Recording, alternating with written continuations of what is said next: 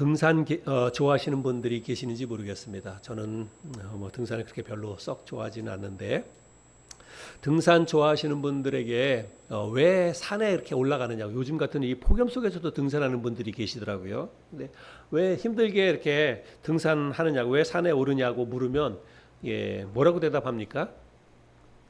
뭐 이런저런 얘기가 있는데, 등산 진짜 좋아하는 사람들은 산이 거기 있기 때문에 올라간다, 이런 얘기를 합니다. 근데 가만히 들어보면 뭐 철학적인 그런 대답인 것 같은데, 제가 생각하기에는 개풀 뜯어먹는 소리인 것 같아요. 뭐 산이 있기 때문에 올라가는 게 아니라, 사실은 산 정상에 올라가서 보는 그 아름다운 풍경, 그거 보려고 올라가는 게 아닌가, 이런 생각이 듭니다. 산에 올라가면 진짜 산 아래 정말 아름다운 풍경이 펼쳐지잖아요. 마을도 보이고 강도 보이고, 그러니까 힘들게 그 산에 올라가는 이유는 산 정상에서 보는 아름다운 풍경을 보기 위해서 등산을 힘들어도 하는 거죠.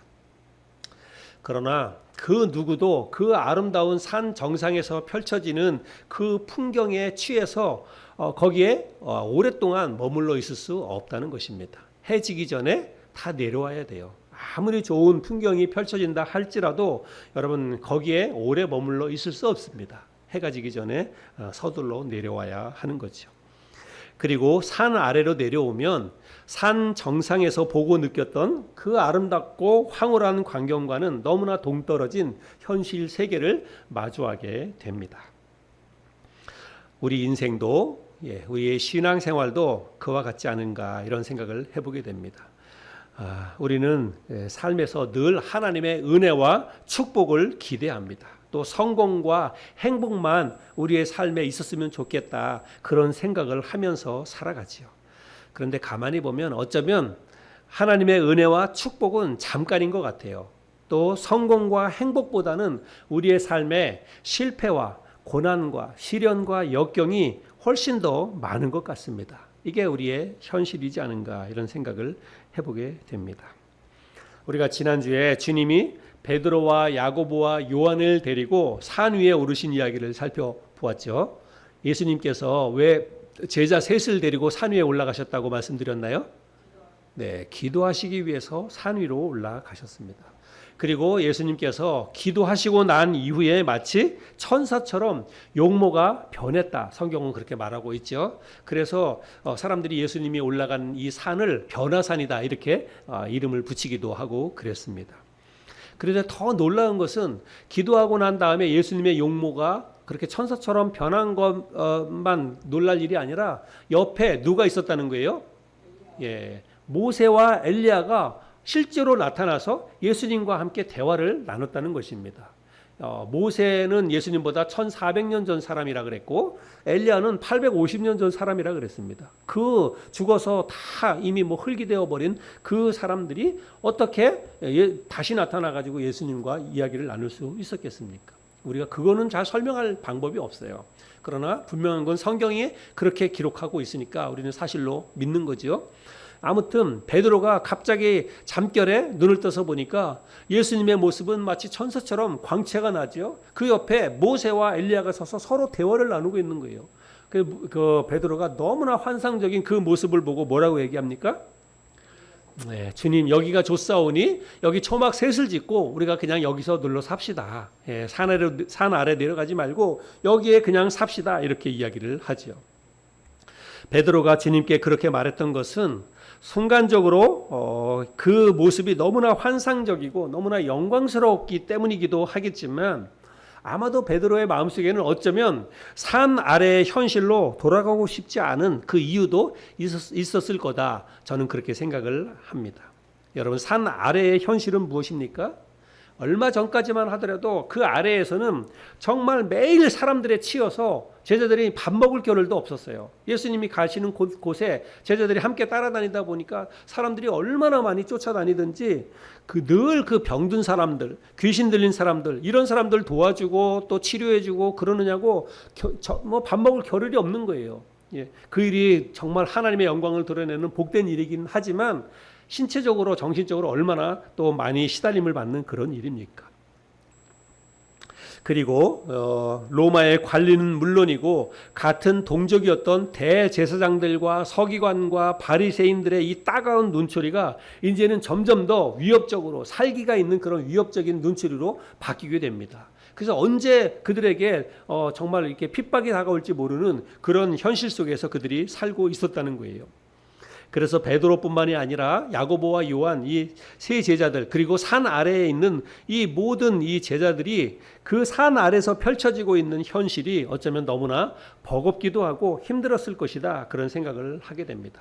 그리고 지금은 지칠 대로 지쳐 있는 이제 그들이었는데 그들 앞에서 펼쳐진 이 변화산의 이 영광, 이 환상적인 풍경은 아마 베드로와 이 제자들의 마음속에는 그냥 여기 눌러 앉고 싶은 그런 유혹이 있을 정도로 아주 아름다운 그런 풍경이었을 거다 이런 생각을 하게 됩니다.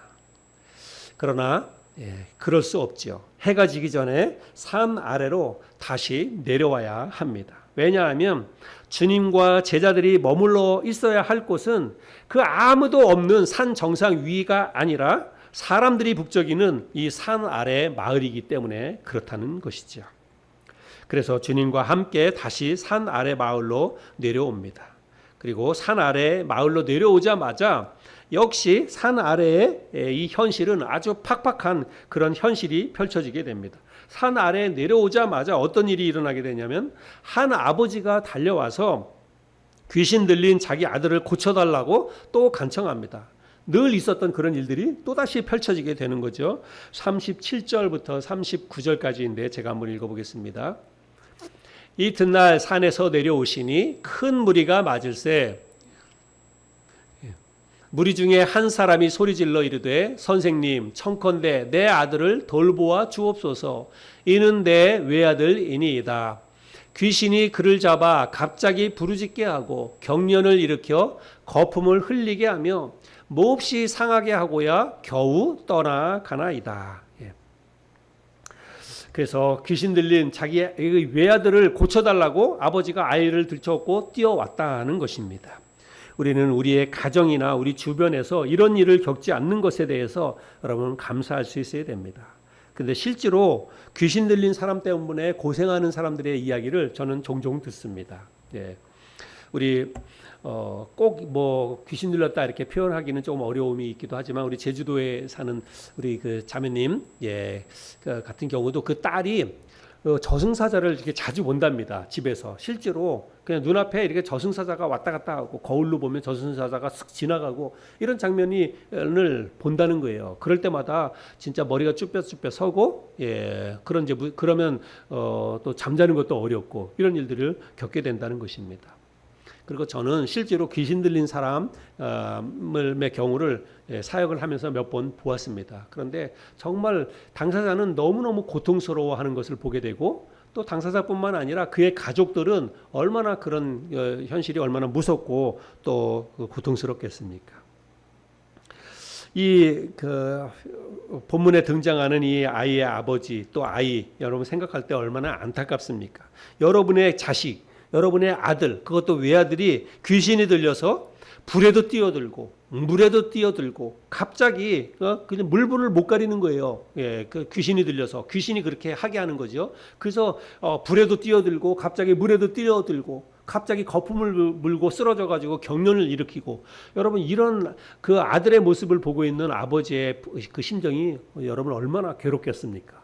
또 그 당사자인 그 어린 아들도 얼마나 그 인생이 힘들겠습니까? 그래서 아이 아버지가 산 아래에 있던 주님과 또 예수님의 세 제자들은 지금 산 위에 있을 때에 산 아래에 있던 그 다른 제자들을 찾아가서 자기 아들을 고쳐달라고 이 아버지가 부탁을 했던 것 같습니다. 그런데 그 제자들이 여러분 그 귀신을 쫓아냈습니까? 못 쫓아냈습니까? 못 쫓아냈어요. 40절인데 우리 같이 한번 읽어볼까요? 40절. 자막 보여주세요. 40절 같이 읽겠습니다. 시작. 당신의 제자들에게 내쫓아 주기를 구하였으나 그들이 능히 못하더이다. 그래서 그 예수님과 예수님의 그 베드로, 야고보, 요한 세 제자가 산 위에 올라가서 변화산의 영광에 취해 있을 때 그 산 아래서는 제자들에게 귀신 들린 아들을 고쳐달라고 했는데 제자들이 고치려고 뭐 애를 썼는데 결국 귀신을 쫓아내지 못했다는 것입니다.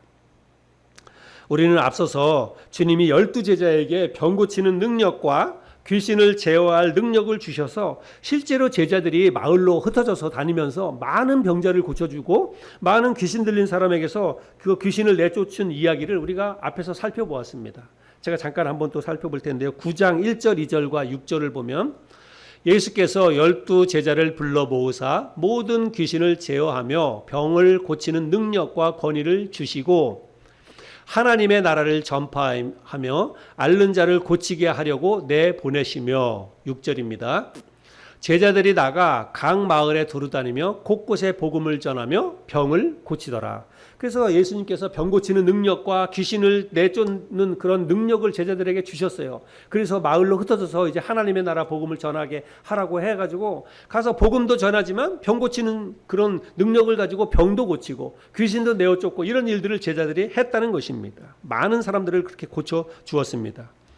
그런데 이번에는 그렇게 하지 못했다는 거예요. 이번에는 그 병 고치는 그 귀신을 내어쫓는 그 일들을 제자들이 하지 못했다는 것입니다. 아마 왜 이번에는 그 귀신을 내어쫓지 못했을까요?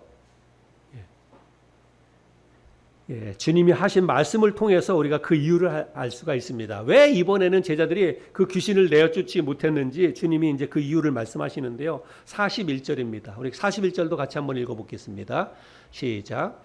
예수께서 대답하여 이르시되 믿음이 없고 패역한 세대여 내가 얼마나 너희와 함께 있으며 너희에게 참으리요 내 아들을 이리로 데리고 오라 하시니. 그래서 예수님께서 믿음이 없고 패역한 세대여 이렇게 말하고 있는데 이건 지금 누구를 향해서 하는 말일까요? 1차적으로는 제자들을 향해서 하시는 것입니다. 제자들이 그 귀신을 내어쫓지 못했기 때문에 제자들을 향해서 하는 말이고, 근데 만약에 제자들이었다면 너희는 이렇게 아마 이야기했을 거예요. 제자들한테. 근데 여기 믿음이 없고 패역한 세대여 이렇게 이야기하고 있죠. 그래서 제자들도 포함이 되겠지만 여기에 그의 아버지도 들어갑니다.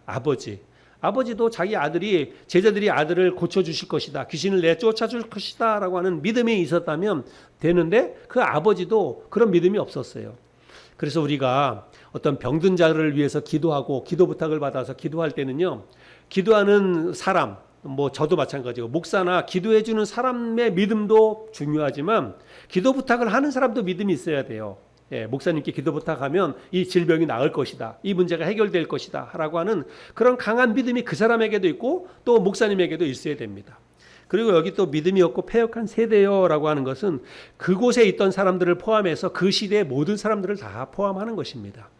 예수님께서 이 땅에 오셔서 이제 3년 동안에 3년 반 사역을 하시는 동안에 많은 이적 기사를 행하셨습니다. 우리가 지금 누가복음 9장을 보고 있는데 9장 오기 전까지만 해도 많은 이적 기사를 행하셨잖아요. 많은 병자들을 고쳐주시고 귀신 들린 사람을 내어쫓아 주셨는데 이번에는 그런 역사가 일어나지 않은 것은 여러분 그 시대 그곳에 있던 사람들 이런 사람들이 다 믿음이 없었다고 하는 것입니다. 그래서 그런 역사가 일어나지 않았다는 것이지요.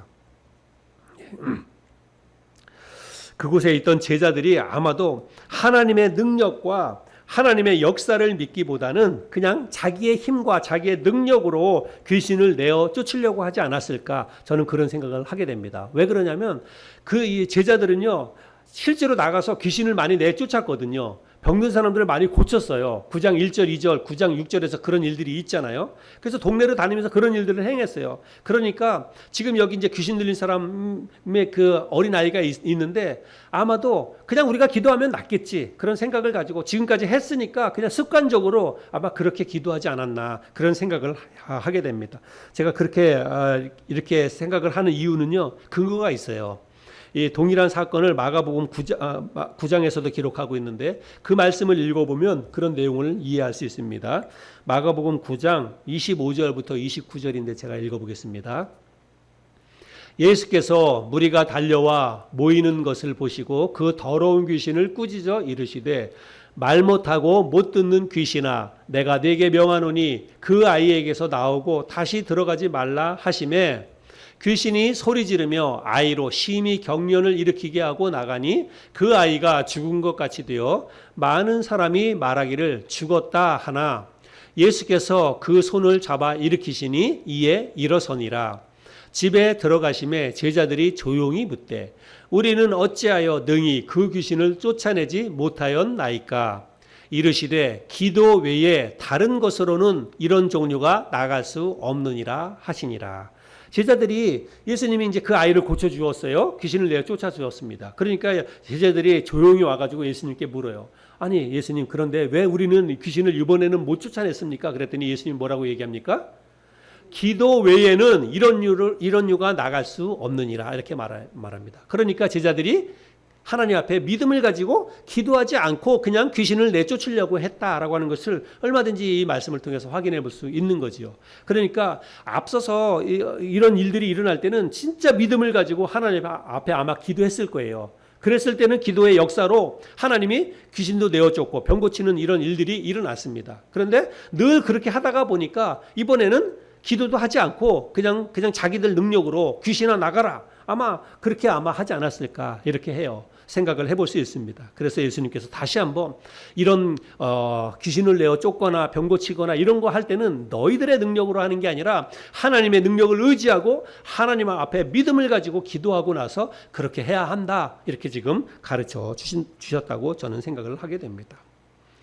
아무튼 주님은 어릴 때부터 귀신이 들려서 극심한 고통 속에 살고 있던 그 아이와 아이의 아버지에게 구원의 은혜를 베풀어 주셨습니다. 그래서 42절 말씀에 보면 올 때에 귀신이 그를 거꾸로 때리고 심한 경련을 일으키게 하는지라 예수께서 더러운 귀신을 꾸짖으시고 아이를 낫게 하사 그 아버지에게 도로 주시니 그래서 예수님께서 귀신 들린 아이에게서 귀신을 내어 주셨다라고 하는 것을 이 말씀에서 기록하고 있습니다.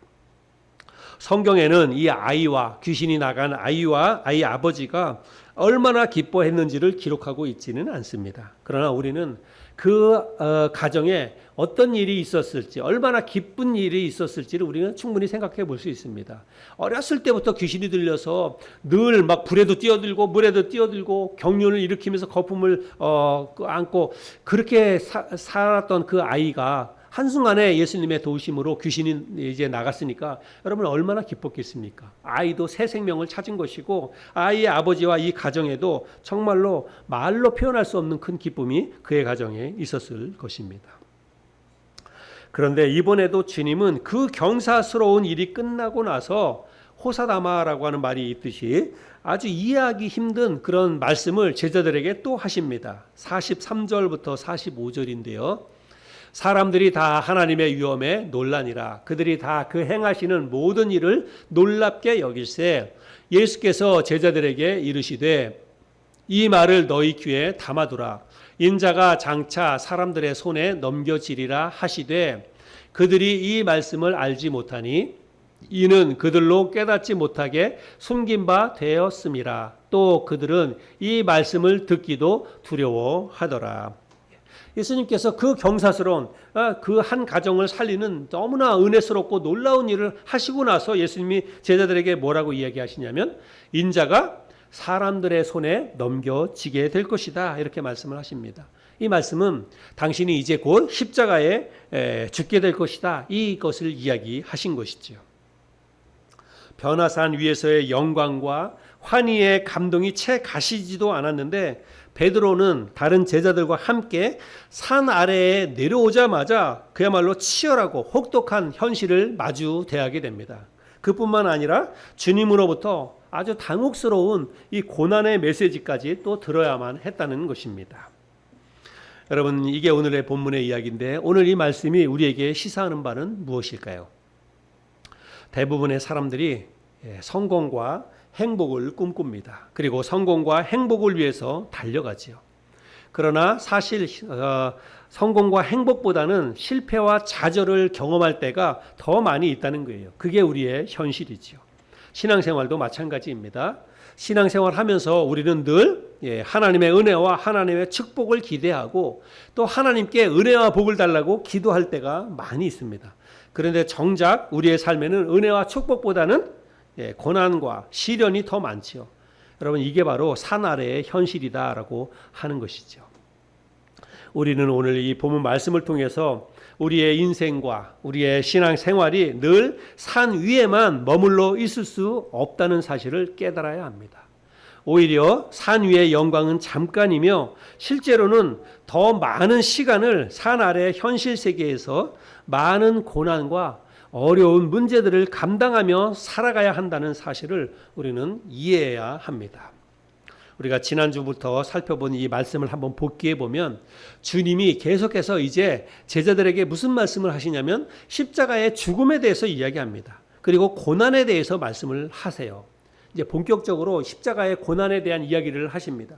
그런데 그것은요, 비단 당신 자신에게만 해당되는 그런 말씀이 아니라는 거예요. 예수님의 십자가의 죽음만 이야기하는 게 아닙니다.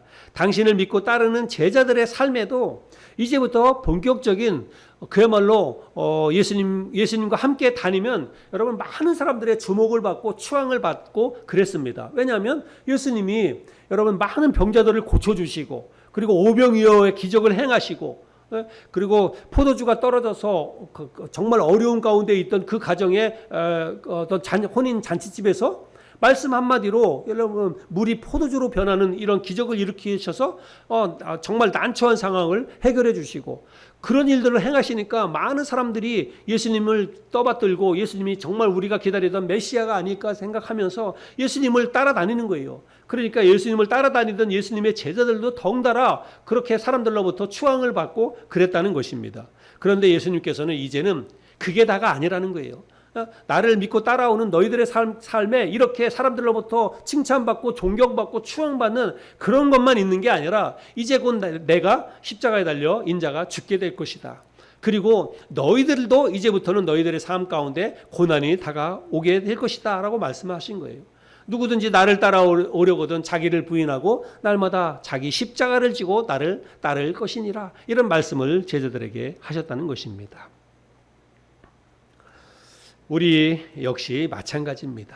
여러분, 주님을 믿고 따르지만 우리의 삶에도 얼마든지 고난과 역경이 있을 수 있다는 거예요. 아니, 사실은 우리가 신앙생활을요 그냥 대충 하면 잘 모릅니다. 그러나 신앙생활을 더 깊이 있게 하면 할수록 또 주님을 더 열심히 잘 섬기면 섬길수록 우리의 삶에는 갈등과 고난이 더 많이 그리고 더 자주 일어난다는 사실을 우리는 기억해야 됩니다. 여러분, 왜 그렇습니까? 왜 우리가 신앙생활을 그냥 대충 할 때는 잘 모르는데 신앙생활을 열심히 하면 그리고 신앙생활을 더 깊이 하면 할수록 우리의 삶에 왜 더 고난이 많고 더 어려움이 더 많은 것일까요? 여러분, 그 이유는 뭐냐면 우리가 살아가고 있는 이 세상이 정말 주님을 부인하는 것들로 가득 차 있기 때문에 그렇다는 것입니다. 그래서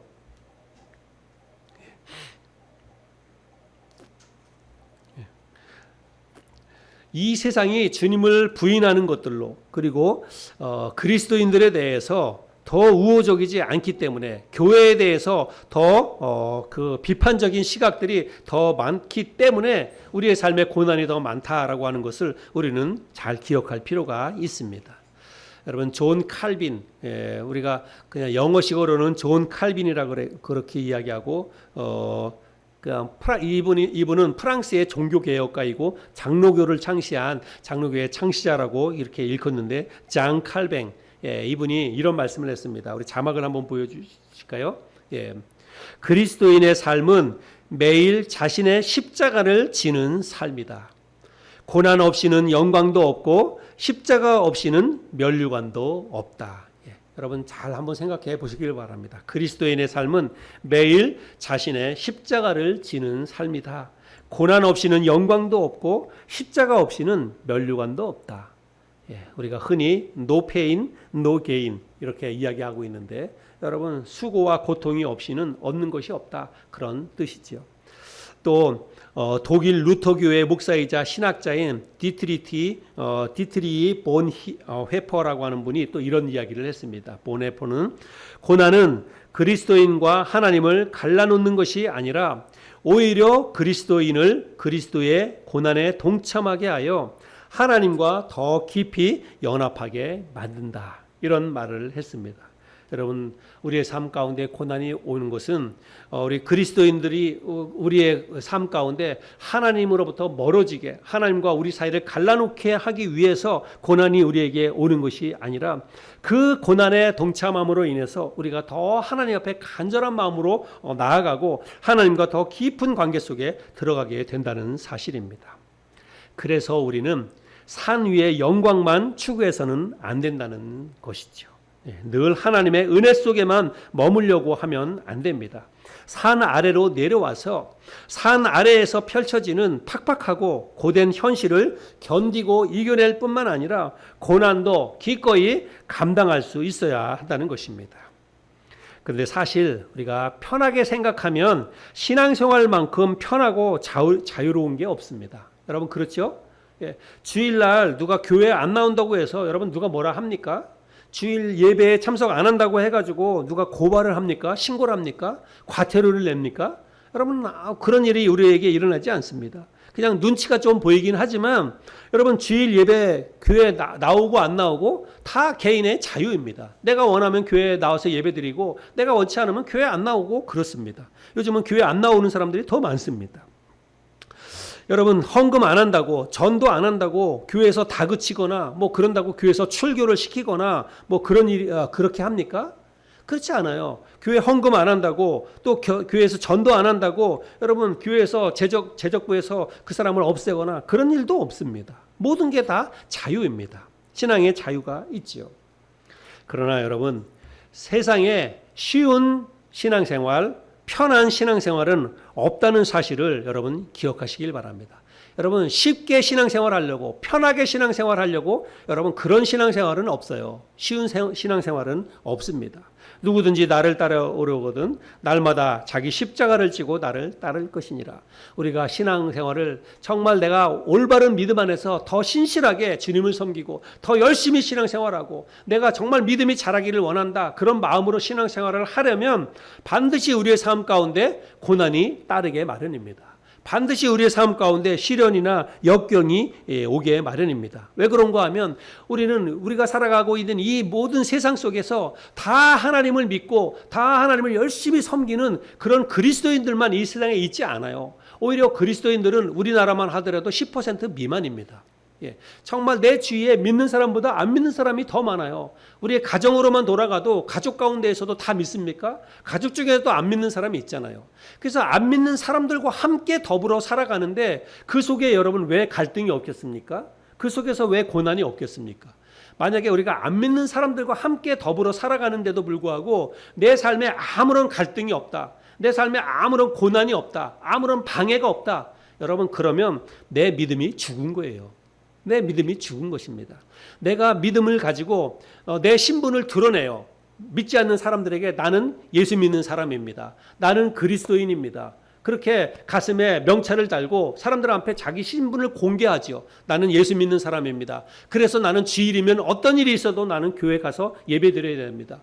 그리고 나는 예수 믿는 사람이기 때문에 회식 시간에 나는 술 먹지 않겠습니다. 그렇게 선언하고 그리스도인으로서 당당하게 자기 신분을 드러내고 믿음을 지키기 위해서 내가 내 주변에 있는 사람들과의 관계 속에서 사람들의 요구를 거부하고 또 자유를 조금 포기하고 여러분 그렇게 하다 보면 당연히 고난이 따르고 믿지 않는 사람들과의 관계 속에서 갈등이 빚어지게 마련입니다.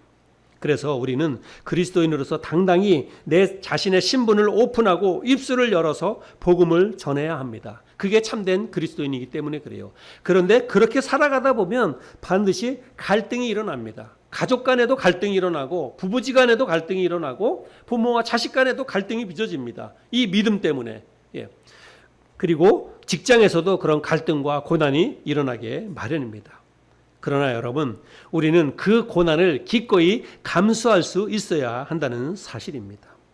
오늘 말씀에 산 위에와 산 아래를 오늘 우리의 삶에 적용해 보자면 여러분 산 위에는 어딜까요? 산 위에는 교회 안이라고 볼 수 있습니다. 산 위의 영광, 산 위의 은혜는 교회 안이라고 볼 수 있어요. 그런데 여러분 내가 구원받은 그리스도인이라고 해가지고 교회 안에서만 살 수 있습니까? 교회 안에서 우리 예수 믿는 사람들 같은 믿음의 성도들하고만 우리가 평생 같이 그 사람들하고만 살 수 있습니까? 또 산 위에는 아마도 주일이라고 볼 수 있겠습니다. 주일날, 주일날 교회 와서 예배드리는 거 행복하지요. 또 정말 마음에 기쁨이 있죠. 그런데 우리가 주일날 교회 안에서만 그렇게 생활할 수 있습니까? 여러분 그건 오히려 극히 일부예요. 우리가 예배 마치고 예배당 문을 나가서 월요일부터 시작해서 월, 화, 수, 목, 금, 토요일까지는 일상 속에서 살아갑니다. 여러분 그 일상이 바로 산 아래예요. 일상 속에서 믿지 않는 사람들과 함께 부딪히면서 직장 생활하고 사회 생활하면서 계속해서 그 사람들하고 부딪히면서 살아가는 게 바로 산 아래의 현실이다라고 하는 것입니다.